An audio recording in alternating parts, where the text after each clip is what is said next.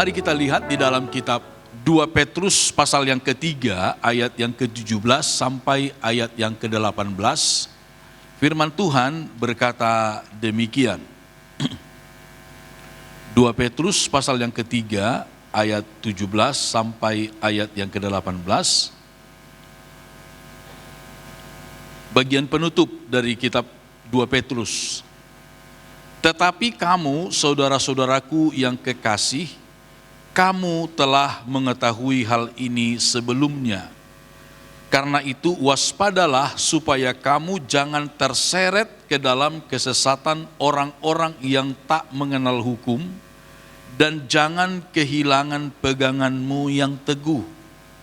Tetapi bertumbuhlah dalam kasih karunia dan dalam pengenalan akan Tuhan dan Juru Selamat kita, Yesus Kristus.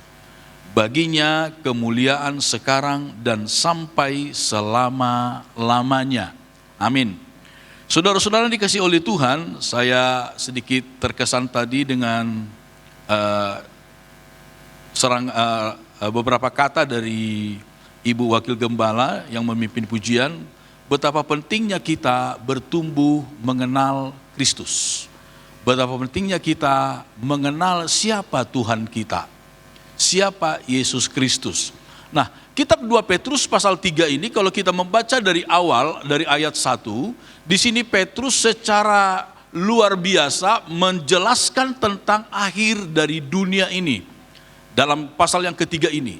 Dan kalau kita lihat saudara-saudara, ketika Petrus menuliskan ayat-ayat ini, dia menyatakan sesuatu yang saya yakin, saya sadar sepenuh-penuhnya bahwa Petrus menjelaskan sesuatu yang jauh melampaui pengetahuannya secara manusia.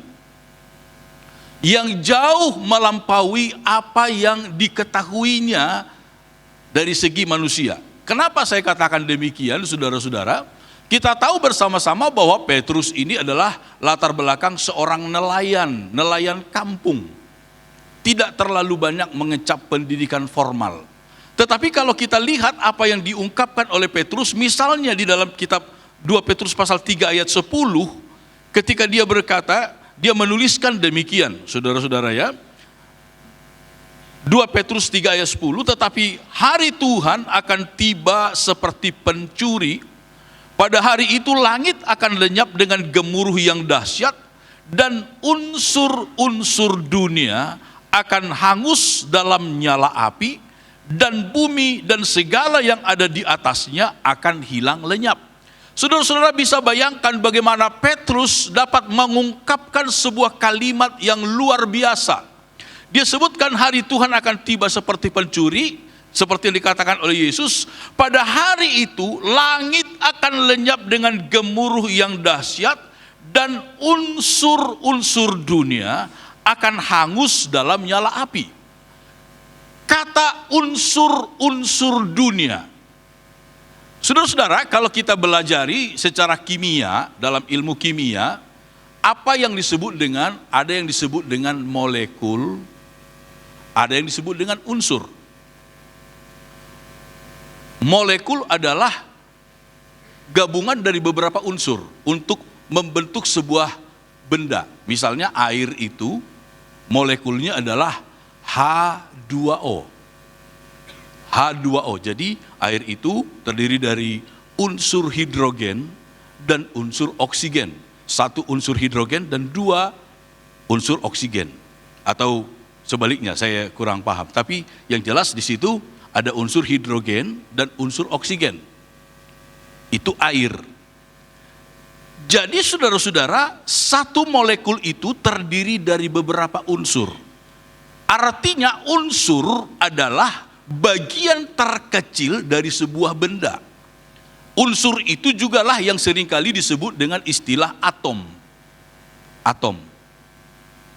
Unsur adalah bagian terkecil dari sebuah benda. Benda apapun juga itu pasti terdiri dari beberapa unsur atau dari unsur. Dan di sini Petrus menyatakan saudara-saudara bahwa pada hari Tuhan itu unsur-unsur dunia akan hangus oleh nyala api dari Tuhan. Artinya saudara-saudara, tidak ada satu bagian terkecil dari dunia ini yang akan bertahan pada waktu Tuhan datang.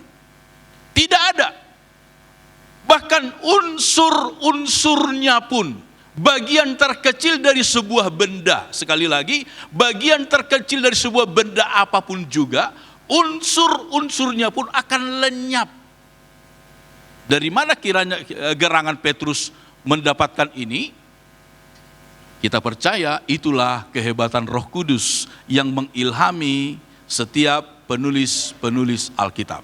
Jadi firman Tuhan berkata, unsur-unsur dunia, tidak ada satu bagian terkecil dari dunia ini yang akan bertahan. Itulah juga sebabnya, itulah juga sesuatu yang konsisten dengan apa yang dilihat oleh Rasul Yohanes di Pulau Patmos dalam kitab Wahyu. Ketika dia melihat langit yang baru dan bumi yang baru itu datang, langit yang pertama dan bumi yang pertama itu tidak ada lagi. Tidak ditemukan sama sekali, hilang sama sekali. Karena semuanya tidak ada yang dapat bertahan pada hari Tuhan itu. Nah, lalu kemudian di bagian penutup itulah Petrus mengajak orang-orang percaya bagaimana kita untuk tetap semakin bertumbuh dalam mengenal Tuhan kita. Ayat 17 dikatakan, tetapi kamu saudara-saudaraku yang kekasih, kamu telah mengetahui hal ini sebelumnya. Karena itu waspadalah supaya kamu jangan terseret ke dalam kesesatan orang-orang yang tak mengenal hukum, dan jangan kehilangan peganganmu yang teguh. Ayat 17 di sini ada dua larangan, ada dua kata jangan. Pertama, jangan terseret ke dalam kesesatan orang-orang yang tak mengenal hukum. Jangan mau menjadi penyesat dan juga jangan mau disesatkan. Saudara-saudara, Alkitab berkata orang yang menyesatkan maupun orang yang disesatkan sama-sama akan dihukum. Jadi kita nggak bisa berkata, saudara-saudara, iya habis dia sih yang menyesatkan saya, salahin dia dong. Pada hari penghakiman nggak bisa, saudara-saudara. Kenapa kamu mau disesatkan? Sama seperti Hawa, ketika ditanya oleh Tuhan, Hawa, kenapa kau berbuat begitu? Dia bilang, itu tuh si ular tuh, dia nipu saya. Apakah Tuhan hanya menghukum ular? Enggak, Hawa juga dihukum. Jadi saudara-saudara dikasih oleh Tuhan, jangan kita mau, pertama jangan kita menjadi penyesat, dan juga jangan mau menjadi orang yang disesatkan. Bagaimana caranya? Kitab Ibrani pasal 2 ayat 1. Ibrani pasal 2 ayat 1 firman Tuhan berkata, karena itu harus lebih teliti kita memperhatikan apa yang telah kita dengar, supaya kita jangan hanyut di bawah arus. Harus lebih teliti kita memperhatikan apa yang kita dengar. Kalau saudara mendapatkan informasi, pengajaran apapun juga, saudara-saudara, teliti lagi. Betul enggak? Apalagi ada pengajaran yang baru, teliti lagi. Cross check lagi dengan ayat-ayat Alkitab yang lain. Benar enggak? Seperti itu. Jangan kita mau terseret oleh kata-kata yang indah, oleh penjelasan yang kelihatannya ilmiah, oleh penjelasan yang kelihatannya begitu sistematis, teratur, tetapi tidak berdasarkan firman. Keluar dari firman, bertentangan dengan firman Tuhan. Sekali lagi, baik yang menyesatkan maupun yang disesatkan, semuanya sama-sama akan dihukum oleh Tuhan. Yang pertama, jangan mau terseret ke dalam kesesatan orang-orang yang tak mengenal hukum. Yang kedua disebutkan, jangan kehilangan peganganmu yang teguh. Jangan kehilangan apa yang telah kita pegang selama ini. Kepada jemaat di Philadelphia, Yesus berkata di dalam kitab Wahyu pasal yang ketiga ayat 10 sampai 11, karena engkau menuruti firmanku untuk tekun menantikan aku, maka aku pun akan melindungi engkau dari hari pencobaan yang akan datang atas seluruh dunia untuk mencobai mereka yang di bumi. Aku datang segera. peganglah apa yang ada padamu, supaya tidak seorang pun mengambil mahkotamu. Jangan lepaskan apa yang telah kita pegang selama ini, apa yang telah kita lakukan selama ini. Kepada jemaat di Philadelphia ini, Yesus berkata, karena engkau tekun menantikan aku. Apa yang menjadi pegangan daripada jemaat di Philadelphia selama ini adalah mereka tekun menantikan Tuhan. Mereka tekun menantikan Tuhan. Kata menantikan di situ, saudara-saudara, kata menantikan di sini bukan seperti kita nunggu busway lewat, atau nunggu tukang bakso lewat, atau nunggu pacar datang menjemput. Tidak. Kata menantikan di situ dari kata upomones dalam bahasa Yunani. Tetapi padanan kata upomones ini dalam bahasa Ibrani adalah kafah. Kafah. Itu kata yang sama, itu kita dapat temukan di dalam kitab Yesaya 40 ayat 31. Orang yang menanti-nantikan Tuhan mendapat kekuatan baru. Kata menanti-nantikan itu, upomones itu artinya menjalin persekutuan dengan Tuhan. Mengikat persekutuan dengan Tuhan. Jadi bukan menanti seperti kita menanti sesuatu. Tidak. Tetapi artinya adalah kata upomones itu berarti kita menanti-nanti, mengikatkan diri dalam persekutuan dengan Tuhan. Ketika kita mengikatkan diri dalam persekutuan dengan Tuhan, disitulah janji Tuhan akan digenapi bagi kita. Aku akan melindungi engkau dari hari pencobaan. Maka saudara-saudara dikasihi oleh Tuhan, apapun yang terjadi kita tidak usah takut, kita tidak usah gentar, asalkan kita terus mengikatkan diri dengan Tuhan. Maka lakukanlah sesuatu supaya hidupmu selalu terikat dengan Tuhan. Lakukanlah sesuatu supaya hidupmu selalu terikat dengan Tuhan. Ketika kita terikat dengan Tuhan, bersekutu dengan Tuhan, Tuhan berjanji, aku akan melindungi engkau. Betapa indahnya saudara-saudara kalau seorang yang kuat berjanji melindungi kita, bukan? Berjanji melindungi kita. Kalau Tuhan yang bersama dengan kita, siapa kira-kira yang dapat mengganggu? Dan firman Tuhan, janji Tuhan berkata bahwa aku akan lindungi engkau dari hari pencobaan. Asalkan kita mengikat persekutuan, mengikatkan diri kita dengan Tuhan. Jadi yang pertama, jangan kehilangan peganganmu. Disebutkan tadi, jangan terbawa arus. Yang kedua, jangan kehilangan pegangan yang teguh. Pegangan itu apa? Ialah, kalau untuk jemaat di Philadelphia, mereka tekun menantikan Tuhan. Kata pegangan juga di situ, saudara-saudara, itu berarti adalah patokan. Patokan. Nilai-nilai yang kita sudah pegang selama ini.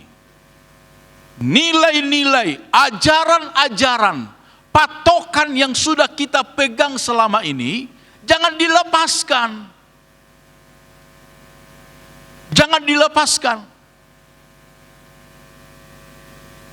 Jangan kehilangan peganganmu yang teguh. Jangan kehilangan patokan yang sudah kita lakukan selama ini, yang sudah kita terima selama ini. Patokan-patokan rohani, pengajaran-pengajaran rohani yang kita sudah terima selama ini, jangan dilepaskan. Kepada jemaat di Galatia, Paulus berpesan demikian. Ayat 14, tetapi aku sekali-kali tidak mau bermegah selain dalam salib Tuhan kita Yesus Kristus, sebab olehnya dunia telah disalibkan bagiku dan aku bagi dunia. Sebab bersunat atau tidak bersunat tidak ada artinya, tetapi menjadi ciptaan baru itulah yang ada artinya. Dan semua orang yang memberi dirinya dipimpin oleh patokan ini, turunlah kiranya damai sejahtera dan rahmat atas mereka dan atas Israel milik Allah. Paulus menjelaskan kepada jemaat di Galatia, bersunat atau tidak bersunat gak ada artinya secara rohani. Mungkin kalau secara medis ada juga barangkali artinya, ada juga manfaatnya ya bersunat. Tetapi secara rohani gak ada artinya. Orang yang bersunat tidak berarti dia lebih dekat dengan Tuhan. Orang yang tidak bersunat bukan berarti dia lebih jauh dari Tuhan. Secara rohani bersunat atau tidak bersunat tidak ada artinya. Yang ada artinya adalah menjadi ciptaan baru, menjadi orang yang bertobat, menjadi orang yang lebih baik, menjadi ciptaan baru. Artinya apa, saudara-saudara? Jangan kita bermegah dengan hal-hal lahiriah. Gak usah kita bermegah dengan hal-hal lahiriah. Tetapi bermegahlah dengan hal-hal yang rohani. Dengan hal-hal rohani. Menjadi ciptaan baru. Satu waktu, Yesus menyuruh 70 orang muridnya memberitakan Injil di desa-desa, mendahului dia. Di dalam kitab Injil Lukas pasal 10 diceritakan begini, saudara ya. Injil Lukas pasal 10 ayat 17 sampai 20. Kemudian ke-70 murid itu kembali dengan gembira dan berkata, Tuhan, juga setan-setan takluk kepada kami demi nama-Mu. Lalu kata Yesus kepada mereka, aku melihat iblis jatuh seperti kilat dari langit. Sesungguhnya aku telah memberikan kuasa kepada kamu untuk menginjak ular dan kalajengking, dan kuasa untuk menahan kekuatan musuh, sehingga tidak ada yang akan membahayakan kamu. Namun demikian, janganlah bersukacita karena roh-roh itu takluk kepadamu, tetapi bersukacitalah karena namamu ada terdaftar di sorga. Haleluya. Ketika murid-murid ini kembali kepada Yesus, wah mereka girang betul saudara. Mereka tepuk dada, Yesus, luar biasa loh, namamu luar biasa loh Yesus. Setan-setan aja takluk. Demi nama Yesus, tidak ada yang mustahil. Sakit penyakit kami bisa sembuhkan loh Yesus. Setan-setan aja semuanya takluk dengar nama Yesus. Tapi apa kata Yesus? Saya lihat tuh setan tuh jatuh dari langit. Aku telah memberikan kuasa kepadamu untuk menahan kekuatan musuh. Namun demikian, gak usahlah senang dengan semua itu. Itu perkara-perkara duniawi, perkara-perkara jasmani, perkara-perkara di dunia ini. Bersukacitalah karena namamu terdaftar di sorga. Haleluya. Rohani, hal yang rohani. Saudara-saudara dikasih oleh Tuhan, kita harus memiliki patokan. Patokan kita adalah hal-hal yang lebih rohani. Tidak perlu terlalu bangga dengan hal-hal yang bersifat jasmani. Tidak perlu. Kalau Tuhan memakai kita, puji Tuhan, saudara-saudara. Puji Tuhan. Saya selama ini terus terang saudara-saudara belum pernah berdoa mujizat terjadi. Saya juga nggak tahu, pengen sih saudara-saudara ya. Saya berdoa, mujizat terjadi. Yang kasat mata saudara ya, yang kasat mata misalnya orang buta didoain tiba-tiba melek melihat gitu ya. Yang selama ini terjadi orang buta berjalan. Kalau itu sering.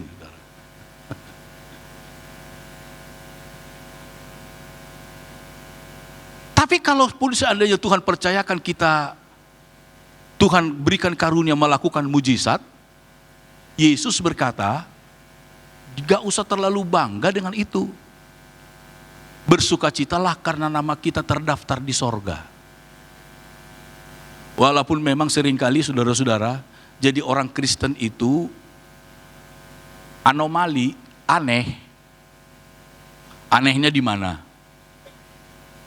Kalau kita ingat, saya tidak siapkan ayatnya saudara ya, di dalam kitab Filipi pasal 4, ada dua wanita berantem di sana. Euodia dan Sintike. Saya nggak tahu mereka berantem karena apa, saya percaya bukan karena cowok. Apakah karena kue cucur atau kue balapis? Saya nggak tahu. Tapi Euodia dan Sintike ini berantem. Sehingga Paulus menulis surat secara khusus kepada mereka, bahkan meminta pembela-pembela sidang, tua-tua sidang yang lain, karena rupanya hebat ini, berantamnya ini hebat. Saudara ya, sampai minta beberapa orang-orang percaya yang lain, ada Sun Sugos, tolonglah mereka. Kenapa? Disebutkan, sebab nama-nama mereka sudah terdaftar di sorga. Wih, saudara bisa bayangin, orang yang namanya terdaftar di sorga aja, masih bisa berantem loh saudara. Sesama orang terdaftar namanya di sorga, masih bisa ribut. Maka saudara-saudara, kalau di antara saudara ada yang gesekan satu sama lain, bersikap biasa sajalah. Gak usah terlalu dibawa hati. Itu sesuatu yang manusiawi. Tapi jangan sampai gara-gara keterusan berantemnya, akhirnya nama kita di sorga dicoret oleh Tuhan. Gua coret lu. Gak bisa dibilangin.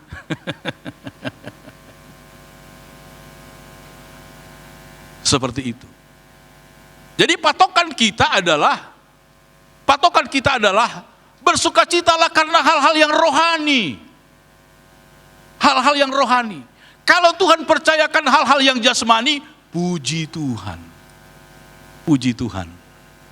Tetapi yang lebih kita utamakan adalah hal-hal yang rohani.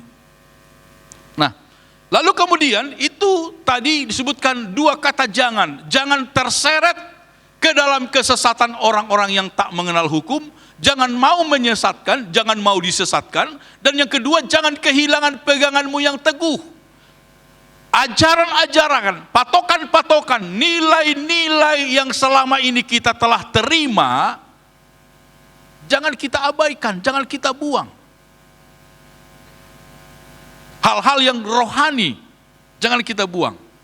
Tetapi disebutkan ayat 18 tadi, bertumbuhlah dalam kasih karunia dan pengenalan dan dalam pengenalan akan Tuhan dan juru selamat kita. Kalau ayat 17 berisi dua larangan, jangan. Ayat 18 ada dua perintah. Disebutkan di sini, kita harus bertumbuh pertama-tama dalam kasih karunia Tuhan. Dalam kasih karunia kita harus bertumbuh. Saudara, di dalam kitab Korintus, Rasul Paulus menyatakan 1 Korintus pasal 15 ayat 10, firman Tuhan berkata, tetapi karena kasih karunia Allah, aku adalah sebagaimana aku ada sekarang, dan kasih karunia yang dianugerahkannya kepadaku tidak sia-sia. Sebaliknya aku telah bekerja lebih keras daripada mereka semua, tetapi bukannya aku, melainkan kasih karunia Allah yang menyertai aku. Disebutkan tadi kita harus bertumbuh dalam kasih karunia. Paulus berkata, aku tidak menyia-nyiakan kasih karunia Allah. Aku tidak mau menyia-nyiakan kasih karunia Allah. Saudara, apa sajakah kasih karunia Allah yang tidak boleh kita sia-siakan?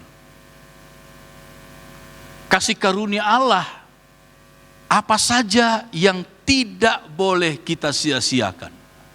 Yang pertama dan terutama dari kasih karunia Allah bagi kita adalah keselamatan. Amin, saudara. Bapak Pendeta Awandatu menciptakan sebuah lagu. Tiada kata seindah keselamatan, kau tebus dosaku selamanya. Kasih karunia Allah yang pertama dan terutama ialah keselamatan. Jangan sampai kita sia-siakan keselamatan. Di dalam kitab 2 Korintus pasal 6, Rasul Paulus kembali menegaskan ayat 1 disebutkan demikian.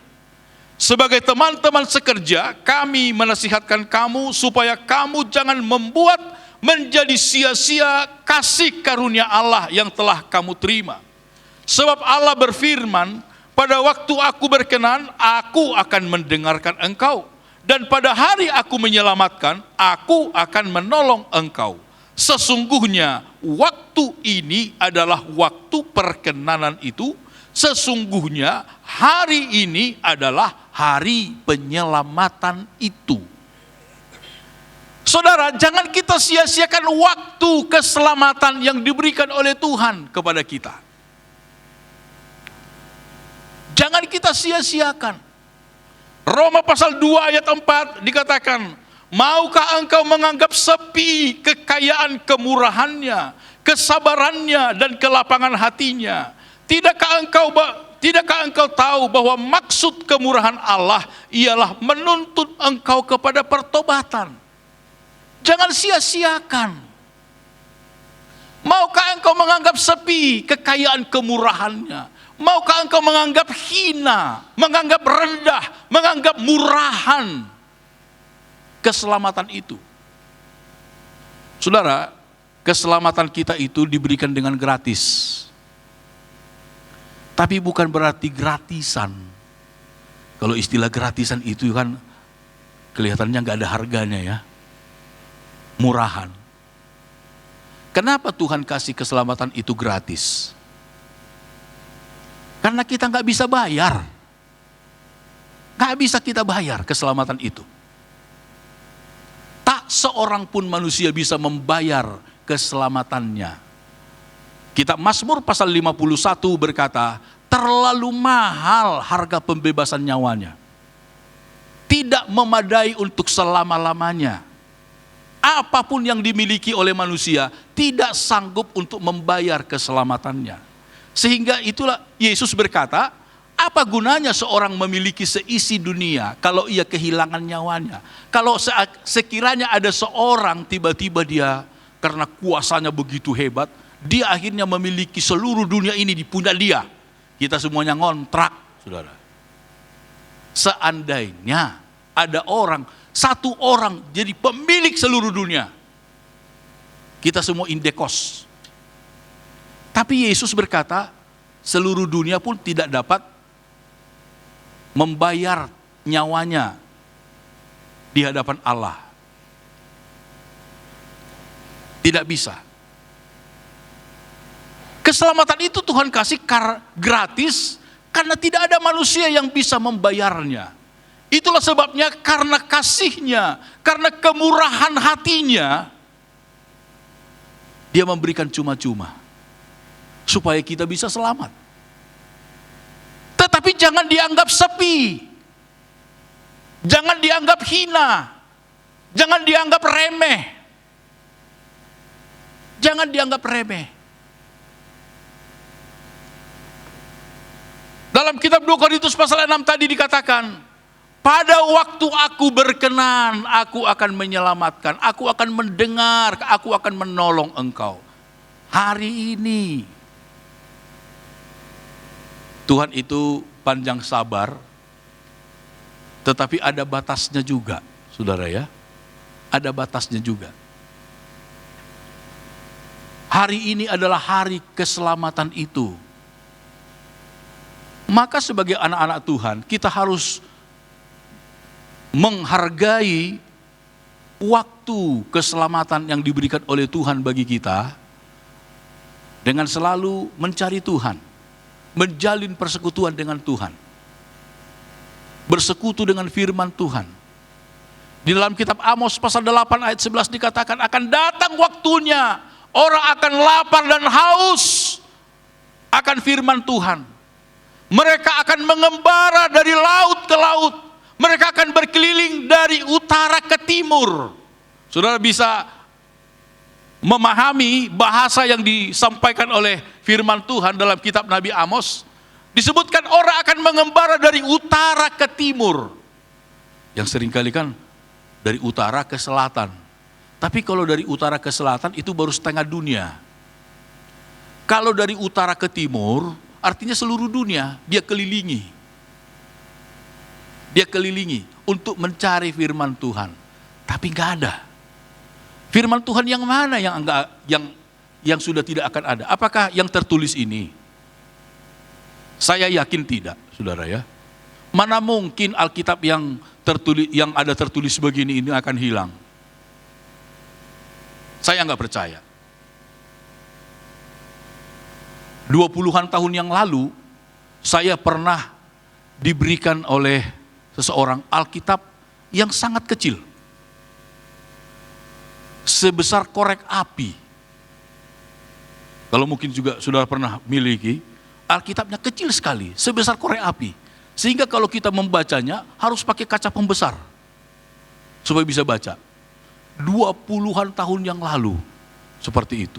Nah sekarang saudara-saudara, Alkitab ini sudah ada di mana-mana, ditulis di mana-mana, di semua handphone, di semua laptop mungkin. Sudah ada, tersimpan di mana-mana. Mana mungkin akan hilang? Tak mungkin. Lalu firman Tuhan yang mana yang akan hilang? Firman Tuhan yang diilhami oleh Roh Kudus. Itulah yang akan hilang. Alkitab ini kita baca tanpa ilhaman Roh Kudus, gak ada artinya, saudara-saudara. Gak ada artinya. Sama kita baca komik, baca apa. Kalau tidak diilhami oleh Roh Kudus. Firman Tuhan ini berkuasa, menyelamatkan, menyembuhkan, menolong kita, karena diilhami oleh Roh Kudus. Roh Kudus menghidupkan firman itu di dalam hati kita. Kita memiliki iman kepada firman Allah. Dan firman itu menyelamatkan kita, menolong kita, menyembuhkan kita. Dan akan ada waktunya roh itu diambil, diangkat oleh Tuhan. Sehingga orang baca firman Tuhan pun gak ada efeknya. Gak ada. Baca Alkitab gak ada efeknya. Kenapa? Spiritnya, rohnya telah diangkat oleh Tuhan. Selama rohnya itu masih ada, bacalah Alkitab. Bacalah firman Tuhan. Carilah Tuhan. Carilah Tuhan.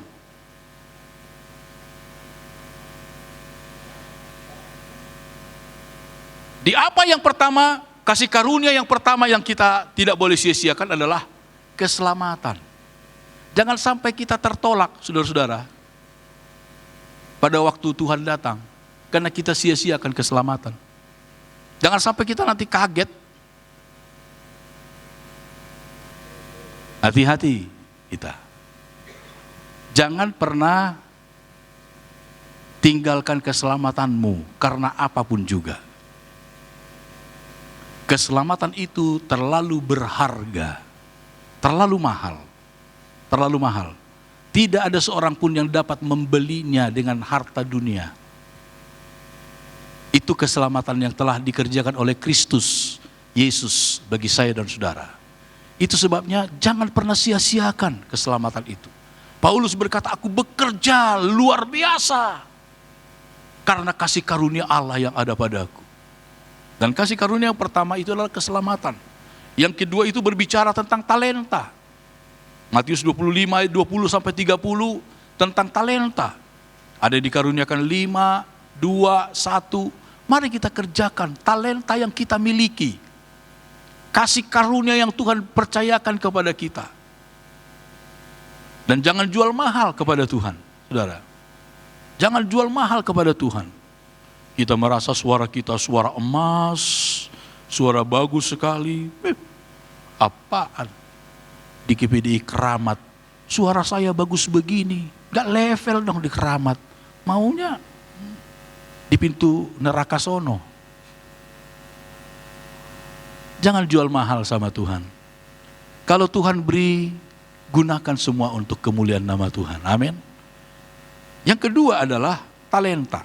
Itu yang harus kita kembangkan. Kita harus bertumbuh dalam kasih karunia. Kasih karunia itu pertama keselamatan, yang kedua adalah talenta. talenta dari Tuhan. Perintah yang kedua yang harus kita lakukan adalah bertumbuh. Bertumbuh, pertama dalam kasih karunia, yang kedua adalah dalam pengenalan akan Tuhan. Kita harus bertumbuh dalam pengenalan, semakin mengenal Tuhan. 1 Korintus pasal 13 berkata, ayat 11 dan ayat 12, ketika aku kanak-kanak, aku berkata-kata seperti kanak-kanak. Aku merasa seperti kanak-kanak. Aku berpikir seperti kanak-kanak. Sekarang sesudah aku menjadi dewasa, aku meninggalkan sifat kanak-kanak itu. Karena sekarang kita melihat dalam cermin suatu gambaran yang samar-samar, tetapi nanti kita akan melihat muka dengan muka. Sekarang aku hanya mengenal dengan tidak sempurna, tetapi nanti aku akan mengenal dengan sempurna seperti aku sendiri dikenal. Ini pernyataan Paulus. Firman Tuhan berkata, betapa pentingnya kita harus bertumbuh dalam mengenal Tuhan. Sekarang memang saudara-saudara, kita mengenal Tuhan itu ada kalanya terbalik. Seperti kita melihat dalam cermin. Coba saudara main gitar di cermin, sambil main di ngaca main gitar, itu tangan kiri kadang jadi tangan kanan kelihatan. Seringkali kita juga menilai Tuhan terbalik. Kita pikir Tuhan itu A, rupanya sebenarnya B. Gitu. Tapi itu tidak mengapa. Dalam artian kita sedang bertumbuh untuk mengenal Tuhan. Kita berusaha untuk bertumbuh semakin mengenal Tuhan. Kitab Nabi Hosea berkata, marilah kita berusaha dan sungguh-sungguh berusaha mengenal Tuhan. Mengenal Tuhan. Melalui apa kita bertumbuh mengenal Tuhan? Kita bertumbuh melalui dua hal. Yang pertama adalah melalui firman Tuhan ini. Melalui Alkitab. Tuhan tidak menyatakan dirinya lewat dari Alkitab. Keluar dari Alkitab. Gak pernah. Selalu seperti apa yang tertulis dalam Alkitab, disitulah kita mengenal Tuhan. Maka kalau ada orang menjelaskan tentang Tuhan macam-macam, saudara-saudara, tapi di luar Alkitab, itu dongeng, itu mitos, itu tidak berdasarkan kebenaran. Tetapi apa yang ditulis dalam Alkitab, dari situlah kita belajar mengenal siapa Tuhan. Itu sebabnya Paulus berpesan kepada Timotius dalam kitab 2 Timotius pasal 3 ayat 15, ingatlah juga bahwa dari kecil engkau sudah mengenal kitab suci yang dapat memberi hikmat kepadamu dan menuntun engkau kepada keselamatan oleh iman kepada Kristus Yesus. Segala tulisan yang diilhamkan Allah memang bermanfaat untuk mengajar, untuk menyatakan kesalahan, untuk memperbaiki kelakuan, dan untuk mendidik orang dalam kebenaran. Dari mana kita bertumbuh semakin mengenal Allah? Dari Alkitab. Maka bacalah Alkitab kita lebih dari buku apapun. Lebih dari buku apapun. Saudara boleh membeli buku-buku rohani. Boleh membeli buku-buku bacaan. Tetapi bacalah Alkitab lebih dari buku apapun.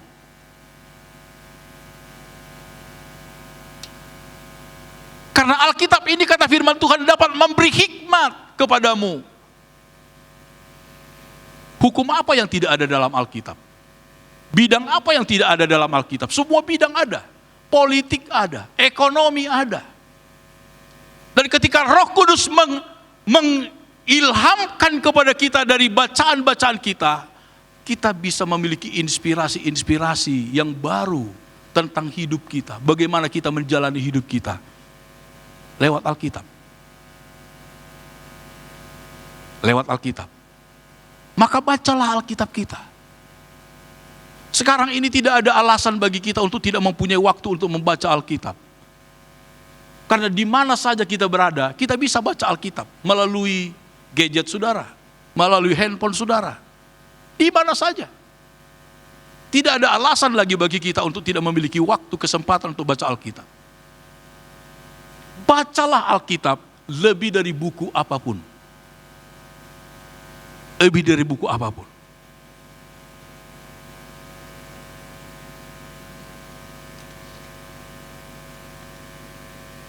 kedua, dari mana kita bertumbuh dalam mengenal Tuhan? Seperti yang dikatakan oleh Ibu Wakil Gembala tadi, adalah dari pengalaman pribadi kita dengan Tuhan. Dari pengalaman kita bersama dengan Tuhan. Tentu kita harus hati-hati, saudara-saudara. Jangan kita memaksakan pengalaman kita itu menjadi sebuah kebenaran yang harus sama dengan pengalaman orang lain. Tidak boleh pengalaman kita menjadi ukuran. Ukuran kita adalah tetap Alkitab. Tetapi, saudara-saudara, pengalaman pribadi kita dengan Tuhan itu akan semakin kita mengenal Tuhan. Rasul Paulus dalam kitab 2 Timotius pasal 1 ayat 12, dan ayat ini sungguh-sungguh menjadi sebuah ayat yang saya sangat senangi, menginspirasi hidup saya selalu. 2 Timotius 2 ayat 1 ayat, pasal 1 ayat 12, 2 Timotius 1 ayat 12, firman Tuhan berkata, itulah sebabnya aku menderita semuanya ini, tetapi aku tidak malu, karena aku tahu kepada siapa aku percaya. Dan aku yakin bahwa Dia berkuasa memeliharakan apa yang telah dipercayakannya kepadaku hingga pada hari Tuhan. Rasul Paulus dalam pelayanannya mengalami begitu banyak penderitaan, begitu banyak kesusahan, tapi dia berkata, aku tidak malu. Seharusnya dia malu. Kenapa? Karena dia berlatar belakang seorang yang sangat terkenal, seorang yang sangat dihormati. Sekarang dia menjadi orang yang dirundung setiap hari, dipenjara, disiksa, dan lain sebagainya. Tapi dia berkata, aku tidak malu. Kenapa? Aku tahu kepada siapa aku percaya. Aku tahu kepada siapa aku percaya. Artinya dia memiliki pengenalan yang sungguh-sungguh akan Tuhan dan Juru Selamatnya. Akan Yesus yang telah memanggil dan menyelamatkan hidupnya. Sehingga dia berkata, aku tidak malu. Sekalipun aku mengalami semuanya ini, aku tidak malu. Karena aku tahu kepada siapa aku percaya. Ya ku tahu, sebab ku alami Allahku,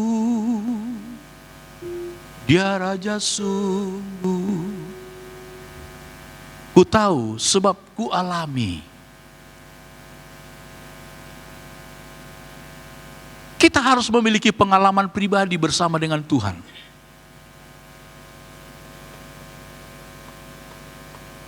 Sepanjang di Alkitab, kita akan menemukan tokoh-tokoh di dalam Alkitab yang memiliki pengalaman pribadi bersama dengan Allah. Misalnya Abraham.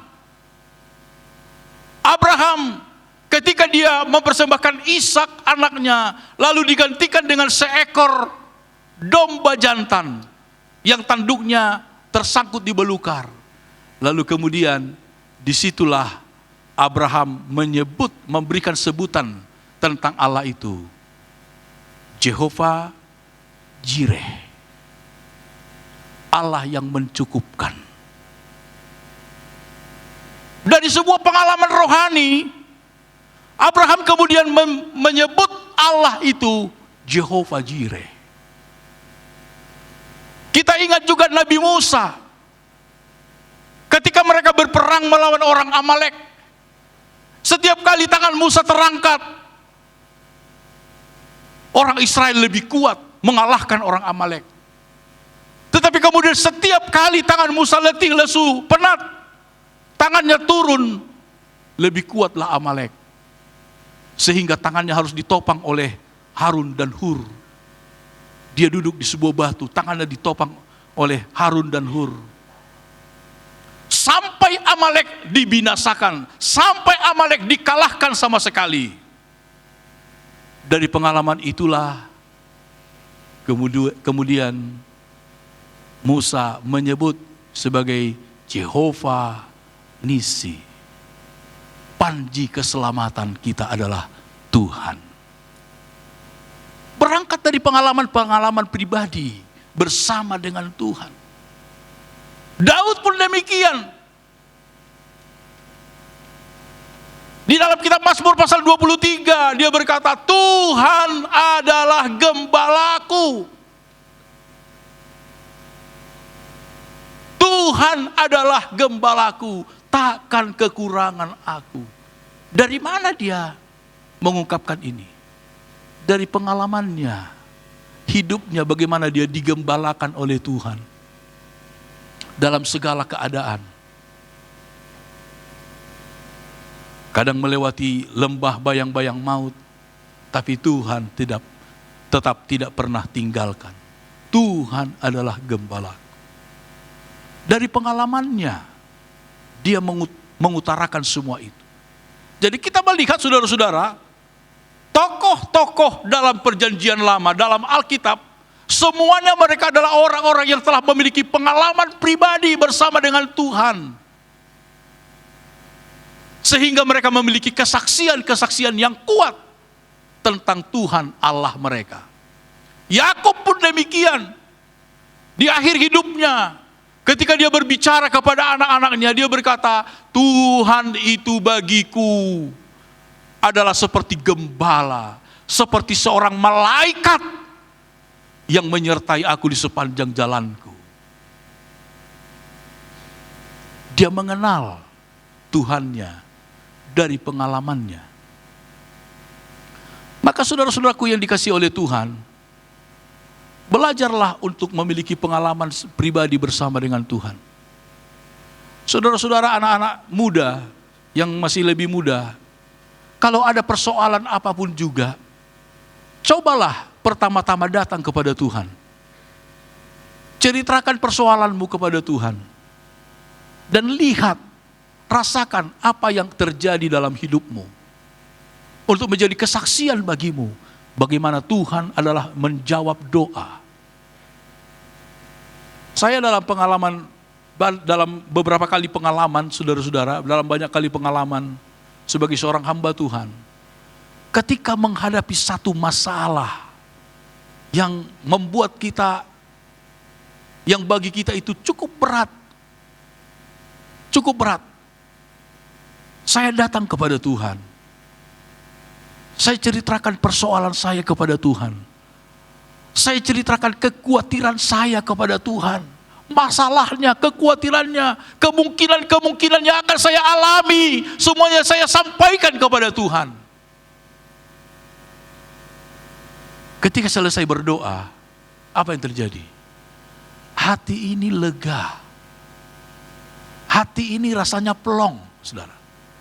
Jawaban belum ada. Jalan keluar belum kita lihat. Belum ada jawabannya yang kita lihat. Tapi hati ini telah dipenuhi dengan damai sejahtera. Nanti beberapa waktu kemudian, baru kita lihat pertolongan Tuhan yang sempurna bagi kita. Yang ajaib bagi kita. Itu sebuah pengalaman. Dan betapa penting kita memiliki pengalaman-pengalaman yang demikian bersama dengan Tuhan. Sehingga kita dapat berkata seperti Paulus, aku tahu kepada siapa aku percaya. Aku tahu kepada siapa aku percaya. Aku tahu bahwa dia berkuasa, sanggup menolong saya. Dia kuasa, ku tahu dia kuasa. Ku tahu Tuhan kuasa menolong saya. Dari mana? Dari pengalaman kita bersama dengan Tuhan. Saudara-saudara yang dikasihi oleh Tuhan, ketika kita memiliki pengalaman pribadi bersama dengan Tuhan, maka apapun kata orang tentang iman kita, tentang Tuhan kita, tentang apa yang kita percaya, kita tidak mudah goyah. Kita tidak mudah goyah. Aku tahu yang ku percaya. Aku tahu kepada siapa aku percaya. Dari mana? Dari pengalaman pribadi bersama dengan Tuhan. Itulah sebabnya saudara-saudara yang dikasihi oleh Tuhan, Petrus di dalam kitab 2 Petrus pasal 3 itu, sekali lagi Petrus sedang mengulas tentang akhir zaman di sana. Untuk tetap menjadi orang percaya anak Tuhan yang setia kepada Tuhan, yang tetap di hadapan Tuhan. Ada 2 kata jangan, ayat 17. Jangan terseret ke dalam kesesatan orang-orang yang tak mengenal hukum. Jangan mau menyesatkan, jangan mau disesatkan. Yang kedua, jangan lepaskan apa yang telah engkau pegang selama ini. Pegangan kita, nilai-nilai kita, jangan dilepaskan. Ayat 18 ada 2 perintah, bertumbuh dalam kasih karunia. Dan juga bertumbuh dalam mengenal akan Tuhan. Ketika semua hal itu ada dalam hidup kita, kita akan melihat perlindungan dari Tuhan nyata dalam hidup kita. Aku akan melindungi engkau, kata Tuhan.